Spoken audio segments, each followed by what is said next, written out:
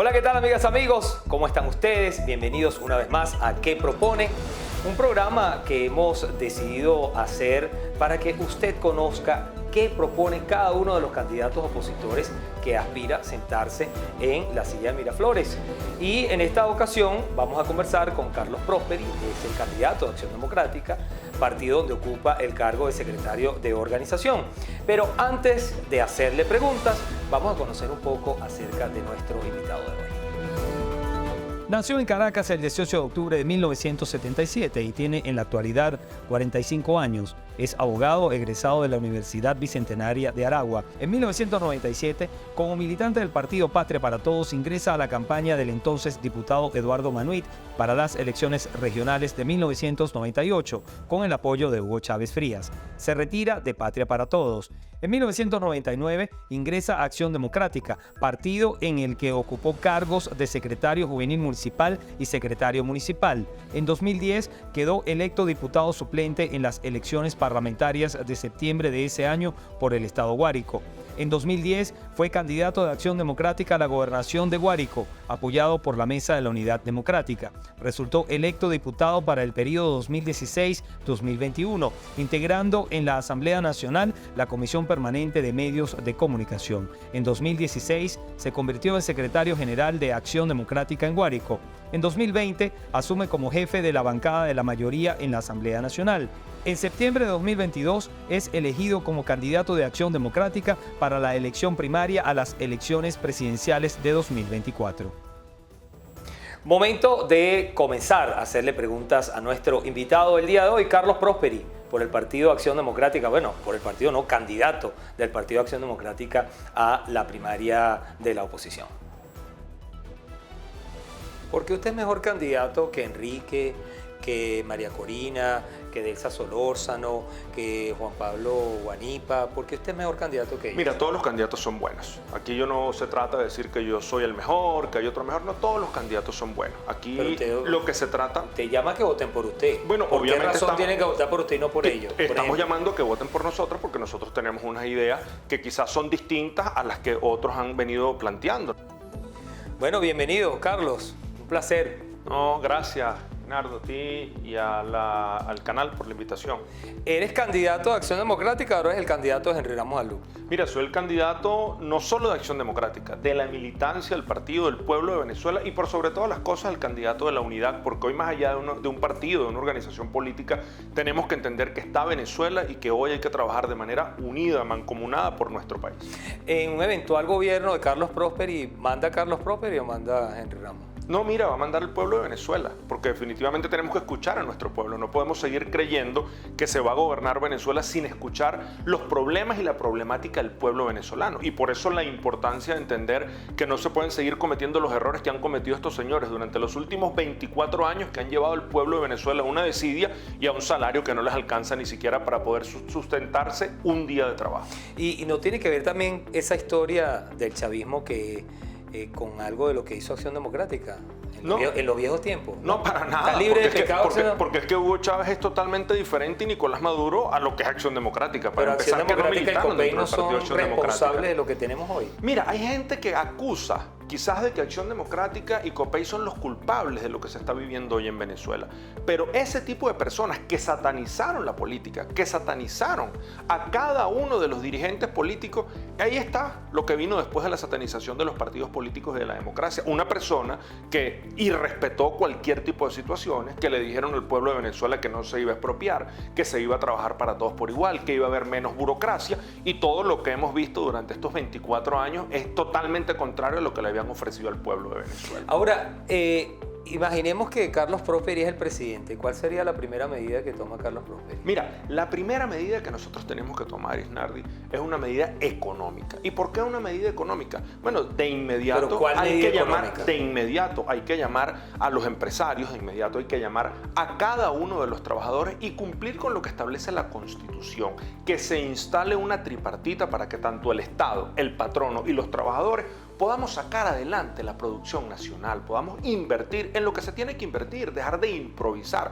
Porque, por ejemplo, Isnardi, cuando uno ve que aquí se le ha dado prioridad a la importación y no a lo hecho en Venezuela, uno dice, pero bueno, ¿por qué se hace este tipo de cosas? Cuando aquí la realidad es que hay que garantizarle a los productores nacionales la compra y la colocación de sus productos y posteriormente uno poder agarrar, llamar y entregar licencias de importación para terminar de cubrir el abastecimiento del mercado nacional. Cuando tú ves, por ejemplo, que no hay seguridad jurídica para cada uno de los empresarios, que lo que hace es expropiarse, que no se llaman a los empresarios para sentarse a producir y a trabajar en Venezuela, tú lo que dices es, bueno, pero allí está otro grave error porque las personas no quieren invertir, no quieren producir en Venezuela porque les da miedo después de tener una empresa que les sea expropiada. Pero Maduro no es expropiado. Mira, Maduro no es expropiado, pero no le ha devuelto algunas expropiaciones. Bueno, porque se han dado cuenta que han cometido errores. Y solamente podemos citar una sola cosa, creo yo, que es la que se ha devuelto, como por ejemplo el Sambil de la Candelaria. Pero yo quisiera entender por qué no se ha devuelto, por ejemplo, Agropatria, que era una empresa agrícola que le prestaba servicio a nuestros productores agropecuarios y que hoy en día le pusieron a Agropatria, que era anteriormente Agroisleña. Y bueno, ¿y dónde está Agropatria? Arruinada, quebrada. Ojalá exista una reflexión en torno a ese tipo de situaciones. Y ahí están, las cementeras no han sido devueltas. Las cementeras están bajo la administración del Estado y lo que es una burocracia que no tiene una solución inmediata para las personas. Ahora, ¿qué es lo que nosotros tenemos que entender, Isnardi? Que hay, por ejemplo, empresas o países que viven del turismo. Cuando uno ve República Dominicana, ¿cuál es el fuerte de República Dominicana?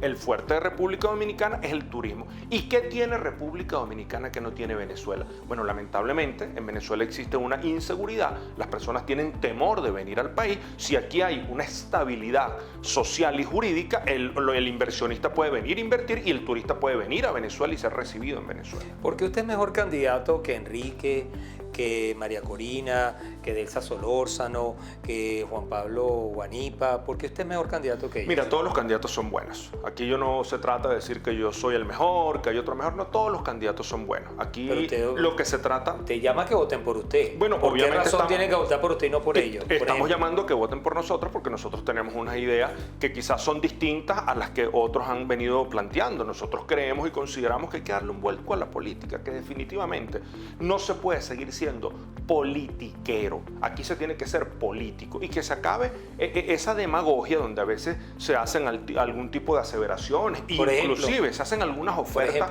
por ejemplo, engañosas. ¿Qué oferta es demagógica para usted? Mira, una oferta demagógica y engañosa puede ser decirle a nuestros trabajadores que hoy están atravesando por un momento difícil, que un trabajador puede ganar una suma que es imposible que el Estado pueda pagar. Decirle a una persona... $2.500, como dice Carri, por ejemplo. No sé, de repente puedes decir, usted va a ganar $3.000. Ojalá pudiesen ganar eso nuestros empleados públicos. Pero tenemos que partir desde la premisa de que hoy la administración pública tiene 5.5 millones de trabajadores. ¿De dónde sacamos los recursos? ¿O solo se le va a pagar al sector salud y se va a dejar por fuera a la educación? ¿O solo se le va a pagar a los educadores y se van a dejar por fuera a los empleados de la administración pública de gobernaciones, de alcaldías, de ministerios? Sin incluir que aparte de esos 5.5 millones de trabajadores de la administración pública están los pensionados y jubilados, que son los que terminan pagando los platos rotos y los que son menos pagados. ¿Usted no reduciría la nómina del Estado? Porque hay mucha gente que no trabaja. Mira, lo primero que tienes que hacer eso sí es demagogia, de no reconocer que el Estado es un Estado enorme y que hay una burocracia enorme y que hay gente que no trabaja en el Estado. Claro, pero eso ¿por qué pasa? Porque puedes hacer una revisión de las nóminas del Estado, porque quizás esas personas están en puestos de trabajo y están cumpliendo un trabajo. No lo sabemos porque no tenemos el acceso a cada una de las nóminas de los ministerios, de las alcaldías, de las gobernaciones. Pero obviamente hay que hacer una revisión, lo que se necesite hay que seguir cumpliendo y lo que no esté, bueno, inmediatamente hay que hacer una revisión y hacer alguna sustitución. ¿Usted reduciría el número de ministerios? Mira, claro que hay que revisar el tema de los ministerios. ¿Por qué? ¿Le da miedo decir abiertamente que reduciría los ministerios? No, es que no me da miedo, no me da miedo. Lo que tenemos es que hacer una revisión de si son necesarios o no, porque no podemos llegar, como llegó Hugo Chávez en el año 98, ofreciendo que iban a haber menos ministerios y resulta que lo que terminó fue incrementando el número de ministerios. Todo tiene que ver de acuerdo a la necesidad que tengan cada uno de los ministerios. Si son necesarios mantenerlos todos, se tendrán que mantener. Y si hay que hacer una reducción de los ministerios, hay que hacerlo, pero todo pasa por poderle cumplir en cada una de las áreas a cada una de las personas. ¿Qué haría con PDVSA?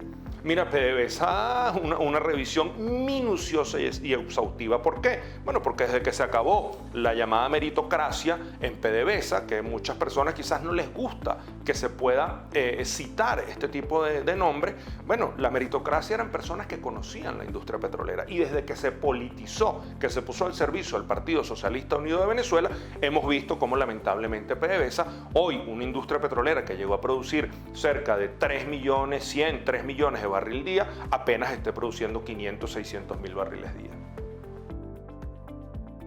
Depende del interés y de lo que cada quien esté aspirando. Entonces, a veces es bueno votar, a veces es malo votar. Eso no genera que la gente pues diga, bueno, a Maduro definitivamente no lo veo entregando y saliendo con votos. ¿Tiene en mente algunos nombres para acompañarlo en un gabinete? Mira, nosotros nos vamos a rodear de los mejores. Lo que sí tenemos en mente es que no vamos a cometer los errores que han cometido muchísimos. De que si van a poner en el gabinete es una persona que milita en su partido político, eso está mal. Nosotros tenemos que rodearnos. Eso lo hizo Carlos Andrés y se lo echaron al pico, lo mismo a Deco. Carlos Andrés no lo hizo. Carlos Andrés puso Carlos Andrés gente puso en el tecnócratas y en el partido no estaban de acuerdo. Carlos Andrés puso personas que no eran militantes de Acción Democrática. Sí, eran técnicos. Claro, claro. Y quizás, bueno, a lo mejor a algunos no les gustaron unas medidas, pero lo importante es que entendamos que nosotros no podemos gobernar para un partido político. Nosotros tenemos que gobernar para cada uno de los venezolanos. Y quien tenga las credenciales, sea el partido político que sea, inclusive sea una persona de la sociedad civil que no milita en ninguna organización política, bienvenido sea, porque necesitamos en un momento como el que está atravesando hoy Venezuela a los mejores, a los expertos para poder sacar adelante a nuestro Pero no ha pensado, aunque no lo diga, obviamente entiendo que se tiene que reservar los nombres, es muy prematuro, pero ¿ya ha pensado en alguien? Mira, hay personas que nos han ayudado, y en los próximos días vamos a presentar nuestro programa de gobierno. En esa presentación van a estar personas integrantes del Colegio de Ingenieros. ¿Cuáles van a ser los ejes de ese programa? Van a estar, un adelanto. Van a estar, ya para decirte, las personas del Colegio de Ingenieros, va a estar el Colegio de Profesores, va a estar el Colegio de Médicos, va a estar las personas de ABIEN, que además son los que conocen la realidad de lo que es el sistema eléctrico hoy nacional, que es un caos, como todos conocemos, bueno, todos los servicios públicos. Pero en cada una de esas áreas vamos a hacer un planteamiento y desde ahí vamos a partir en función de lo que va a ser, no ofrecer por ofrecer, sino decir, mira, aquí está la crisis que ha sido ocasionada en estos 24 años y esta es la solución de la crisis y así vamos a recuperar cada una de las diferentes áreas. ¿Usted estaría dispuesto a debatir en la oposición? Claro, ¿Sí? Es que todos tenemos el derecho a que las personas conozcan las propuestas de cada quien. Hay rumores, comentarios entre pasillos que, por ejemplo, Enrique Capriles, Manuel Rosales estarían proponiendo más un consenso que definitivamente las primarias. ¿Usted está de acuerdo con consenso o con primarias? No, nosotros queremos primarias. Acción Democrática fue una de las primeras organizaciones políticas que manifestó las primarias. ¿Y por qué decimos esto? Porque no podemos cometer los errores del pasado. En el pasado, y nos queda un trago amargo, que fueron las elecciones regionales y municipales, donde escogimos gobernador, donde se escogieron los legisladores regionales, donde se escogieron los alcaldes y los concejales. Vimos con preocupación cómo a través de que creíamos que esto era una torta o una repartición de una herencia en partes iguales y no tomando en cuenta personas de la sociedad civil, quizás nos llevó a esa situación de no obtener hoy o tener hoy un número más importante de gobernaciones, un número más importante de alcaldías, de concejales y legisladores. Esos errores no se pueden seguir cometiendo. Nosotros estamos convencidos, como decimos los llaneros, el que quiere coger corroncho, que es un pescadito, se tiene que mojar el fundillo porque ese está en la orilla del río. Bueno, el que quiera ser candidato tiene que salir a buscar los votos, que el pueblo de Venezuela tenga la posibilidad de escoger quién quiere que sea su candidato presidencial. Y nosotros hemos insistido en la primaria, nosotros no creemos en el consenso, el dedo no le hace bien al país, no le hace bien a los venezolanos, y quien tenga sus aspiraciones, bienvenido sea, que las ponga dentro de la comisión de primarias que ya está designada, y el que quede electo, todos salimos a trabajar por esa candidatura. Hay un sector del país que cree que Maduro no sale con votos. ¿Qué Bueno, le dice a ese sector? Mira, a ese sector le tenemos que decir que tenemos malas experiencias, que cada vez que no hemos buscado una vía por el camino de la participación, bueno, ahí está en donde hemos terminado. Lamentablemente no hemos salido bien. ¿Y a quién le conviene la no participación?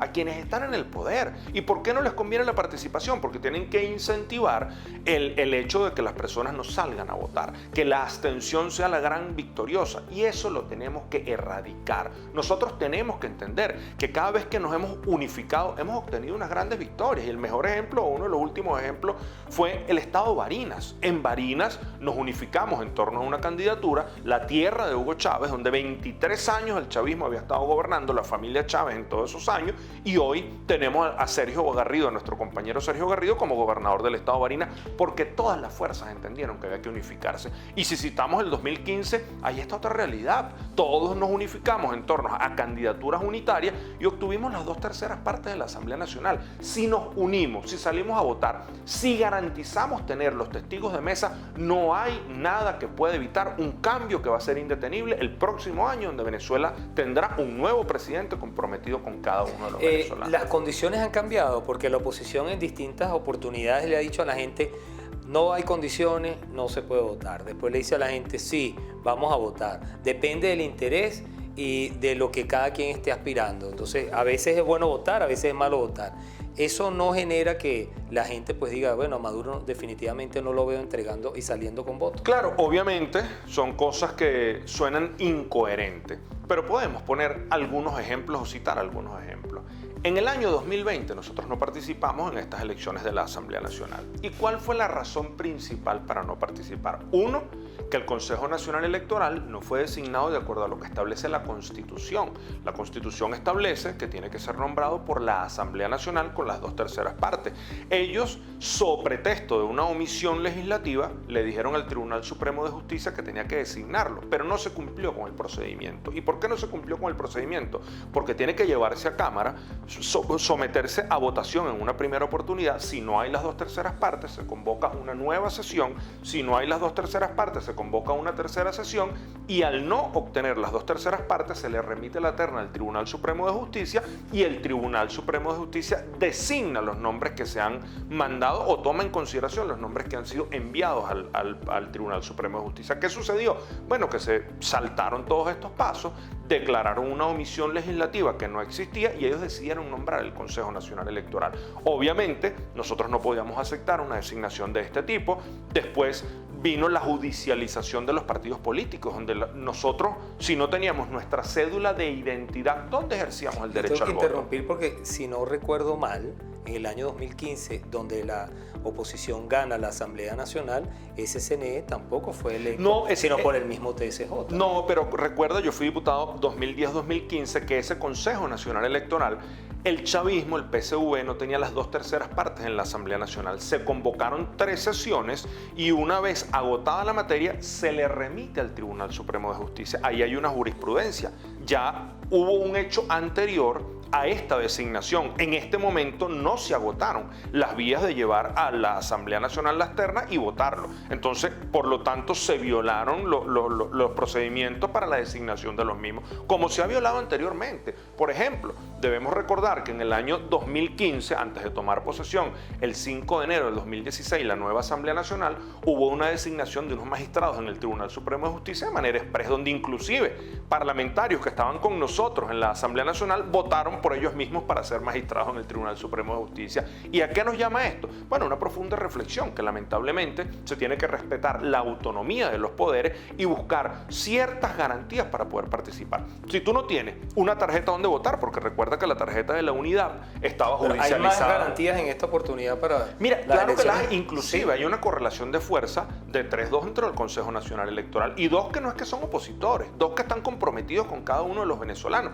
En el 2015 estaba solo solo un rector comprometido que era imparcial, que era el exrector Luis Emilio Rondón hijo. Bueno, hoy en día hay 2 rectores que tienen un compromiso con cada uno de los venezolanos. Hoy en día hemos visto cómo pareciera que se va a lograr que esté la observación internacional presente en Venezuela, que se haga una revisión y depuración del registro electoral permanente. Bueno, pareciera. porque yo no puedo hablar en nombre del Consejo Nacional Electoral, y por eso puedo decir pareciera, no puedo decir va a ser, porque cuando acuerda el Consejo Nacional Electoral dice, bueno, la observación internacional es esta, y no viene nadie más. ¿Usted está de acuerdo que el CNE participe en la primaria opositora? O sea, que asista técnicamente a la primaria. Mira, nosotros debemos recordar que en el año 2012, cuando se hicieron las elecciones primarias, que por cierto Enrique Capriles quedó electo candidato presidencial, ahí participó María Corina Machado, ahí por cierto estaba Leopoldo, después se retiró, estuvo Pablo Pérez. En esas elecciones primarias debemos recordar que se contó con el apoyo técnico del Consejo Nacional Electoral. Es decir, que está de acuerdo si la comisión Pero lo que te iba a decir, era Teresa Albane la que estaba al frente de esa comisión electoral. Es distinto a la participación del CNE. ¿Qué es lo que se contó con el apoyo técnico del CNE? Nosotros consideramos que la mejor vía es que esté el apoyo técnico del CNE, bien sea sin captahuellas, bien sea un voto manual, pero ¿de dónde vamos a sacar el registro electoral permanente? Bueno, de lo que reposa en el Consejo Nacional Electoral. Ahora, ¿qué hemos manifestado? Esa es la opinión de Acción Democrática y la opinión nuestra. Pero si la mayoría o la Comisión Electoral determina y decide que va a ser sin el apoyo técnico del CNE, Acción Democrática va a participar y nosotros vamos a ir a las elecciones primarias. Si la mayoría decide que tiene que ser con el apoyo técnico del CNE, nosotros vamos a participar, porque tenemos que entender que ya basta de seguir cuestionando los procesos electorales, porque con ese Consejo Nacional Electoral que está ahí es que vamos a derrotar a Maduro el próximo año. Y si la mayoría decide que sin ese Consejo Nacional Electoral estemos ahí, no busquemos unas aristas, no busquemos algún tipo de situaciones para decir no voy a participar en las primarias. El que tiene los votos los busca, los lleva y votan, y el que no los tiene lamentablemente no los puede llevar, pero hay que saber ganar y saber perder. Por cierto, ahora que toca el tema eléctrico, hay señalamientos de gente cercana a Henry Ramos en ese asunto de la corrupción en el sector eléctrico. Mira, pero hay personas que han dicho que si un cuñado, que si fulano. Mira, el hecho, cada quien es dueño de sus actos y responde de manera individual por los mismos. Salimos a la calle a preguntarle, o mejor dicho, a darle la oportunidad a la gente que pregunte a nuestros invitados. Y tenemos una pregunta para usted, vamos a escucharla. ¿Cómo resolver los problemas económicos? ¿Cómo acabar con la corrupción? Bueno, aunque son preguntas que de repente el que la responde puede entrar dentro de lo que puede ser algo fantasioso. La corrupción no se puede acabar, pero el problema económico sí se puede resolver con un poco de voluntad de parte y parte. ¿Qué le responde al señor Orlando Ordóñez? Mira, a Orlando cuando nos preguntaba sobre cómo lograr estabilizar la economía, lo decíamos anteriormente en el programa, lo importante es poder llevar adelante la producción nacional, podernos sentar con los empresarios, buscar todos los mecanismos necesarios para estabilizar la economía en Venezuela. Y desde ahí se parte para poder tener una economía sólida, luchar contra una inflación que lo que termina es golpeando el salario de los venezolanos. Y cuando él decía, bueno, que lo que pasa es que luchar con la corrupción no es fácil, con la corrupción se puede luchar siempre y cuando exista voluntad, y voluntad de no ser cómplice o copartícipe de las cosas malas que se puedan hacer. Y nuestro compromiso es que tenemos que luchar no solo por estabilizar la economía en Venezuela, sino luchar contra las personas que se han robado el erario de la República, y que de una vez por todas eso se pueda evitar y los venezolanos puedan tener de una vez por todas lo que les corresponde, un gobierno decente, un gobierno comprometido con cada uno de los venezolanos. ¿Usted ha revisado medidas para contrarrestar la corrupción? Mira, en un eventual gobierno suyo. Lo que pasa es que cuando tú dices una medida contra la corrupción, las medidas están, y están en los códigos orgánicos procesal penal, en el código penal. Son delitos que están ahí y que obviamente la persona que comete ese tipo de delito tiene que ser imputada por lo mismo. Nosotros, el compromiso es que se puedan supervisar las obras. Muchísimas veces pasa, Isnardo, que cuando uno se consigue en las obras, uno dice, pero bueno, ¿y por qué se gastó tanto? Por ahí hay un rumor. sobre un presunto gasto en torno al Huaycaipuro, la autopista. Huaycaipuro, la autopista, que dicen que el contrato supuestamente, yo no lo he visto, por eso no lo puedo afirmar, llega a cerca de $1.200.000. Y el contrato dice que fue pagado en efectivo. Bueno, ¿y de dónde salió $1.200.000 en efectivo? O sea, ¿hasta cuándo pueden pasar este tipo de situaciones? Cuando uno ve, por ejemplo, lo que pasó con el tramo ferroviario dentro de los tantos tramos que va desde Tinaco hasta Anaco, que eran 472 kilómetros, que eran 10 estaciones.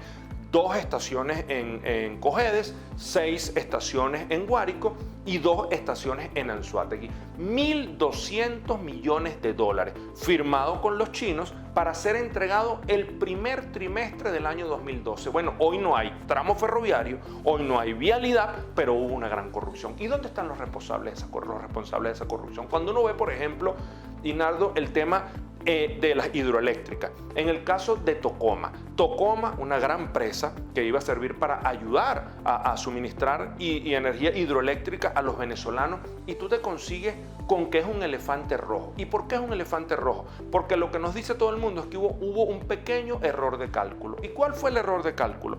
Que los cilindros donde van introducidas las turbinas no son del diámetro de las turbinas. ¿Y hasta cuándo se va a cometer Pues ese tipo de delitos? toca el Y no tema hay eléctrico, responsables. hay señalamientos de gente cercana a Henry Ramos en ese asunto de la corrupción en el sector eléctrico. Mira, pero hay personas que han dicho que si un cuñado, que si fulano. Mira, el hecho, cada quien es dueño de sus actos y responde de manera individual por los mismos. ¿Usted no tiene en su en las cuenta familias pueden haber hermanos dinero de la buenos, hermanos corrupción? malos. ¿Usted no tiene en su No, para cuenta? nada, para nada. Usted viene del sector empresarial. Y para que sepa, yo desde muy niño he sembrado, yo vengo desde el campo, yo vengo desde abajo, litigué algunos años, soy abogado con un posgrado en Derecho Penal, y la gente sabe dónde están mis recursos además. Que tú sabes que cuando tú entras a un cargo del legislativo, porque yo no he estado en la administración pública como tal, pero sí fui diputado 2010-2015, 2015-2020, tú tienes que hacer una declaración jurada de patrimonio, de ingreso y de cese. Ahí está. O sea, lo que está ahí, lo que está a la vista no necesita anteojos. Nosotros tenemos nuestras cosas bien hechas, nuestras cuentas bien sacadas y nuestro compromiso con Venezuela, que nosotros hemos trabajado para poder salir adelante de la mano de cada uno de los venezolanos, y el compromiso es retribuirle al pueblo de Venezuela lo que necesita. ¿Qué haría con la Fuerza Armada si es presidente?